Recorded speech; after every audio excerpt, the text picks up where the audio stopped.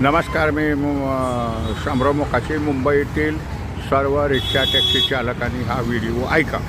तुम्हाला मुंबई महानगर क्षेत्रात 4/3/2008 रोजी प्राधिकरणानं मुक्त संचार परवानगी दिलेली आहे आणि त्यासाठी 14 ऑगस्ट 2010 पासून तुम्हाला ते परवानगी पत्र ठेवावं लागतं. म्हणजे मुंबई महापालिकेची हद्द सोडून तुम्ही ठाणे महापालिका, मीरा भाईंदर महापालिका, वसई विरार महानगरपालिका, म्हणजे ह्यात 8 महानगरपालिका येतात. पनवेल, कर्जत, खोपोली, अलिबाग, पेण, पनवेल, इथंपर्यंत तुमची रिक्षा जाते. परंतु तुम्हाला त्या RTOवरनं परवानगी पत्र घेऊन यावं लागतं. हे मात्र लक्षात ठेवायचं.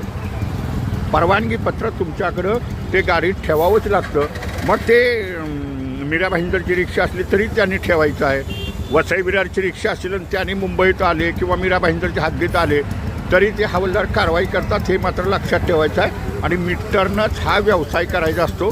आणि ह्या मुंबई महानगर क्षेत्रात जवळजवळ 1025 गावखेडी येतात. हे मात्र लक्षात ठेवायचं आहे. पण प्रत्येकाच्या गाडीत मुंबई महानगर क्षेत्राचं परवानगीपत्र हे तुम्हाला गाडीत पाहिजे ते ठाण्याचे RTOवाले बी देतात. असं काही नाही, मुंबईतले RTOवाले देतात. आणायची जबाबदारी तुमची आहे. आता ह्या नवीन वर्षात ही सगळी कारवाई होत आहे. ह्याची कडक अंमलबजावणी चाललेली आहे. हे मात्र कुणीही विसरू नका. तर प्रत्येकानं ते मुक्त संचाराचं परवानगीपत्र RTO कार्यालयातून घेऊन यायचं. ही रिक्षावाल्यांची जबाबदारी आहे. मुंबईच्या रिक्षावाल्यांनी मीरा रोड भाईंदरमध्ये जायचं म्हणलं तर त्यांच्याचे परवानगीपत्र गाडीत पाहिजे. ते एकदा परवानगीपत्र घेतलं की जोपर्यंत तुमची गाडी आहे तोपर्यंत चालतं. हे बी आहे ना, ते काय ते घडी घडी घ्यावं लागत नाही. आणि RTOवाले तात्काळ देतात. म्हणजे वसई विरारच्या नगरपालिकेतील रिक्षांना त्यांनाही घ्यावं लागणार आहे. प्रत्येकाने गाडीत ठेवायचं आहे.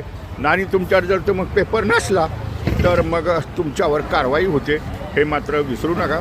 आणि मुंबई महानगर क्षेत्र मुक्त संचाराची आता कडक अंमलबजावणी ही चालू झालेली आहे. मुक्त संचाराचं परवानगीपत्र RTO कार्यालयातून घेऊन यायचं. मुंबईच्या, ठाण्याच्या, मीरा भाईंदरच्या, वसई विरारच्या, नवी मुंबईच्या रिक्षा चालकांचीच जबाबदारी आहे.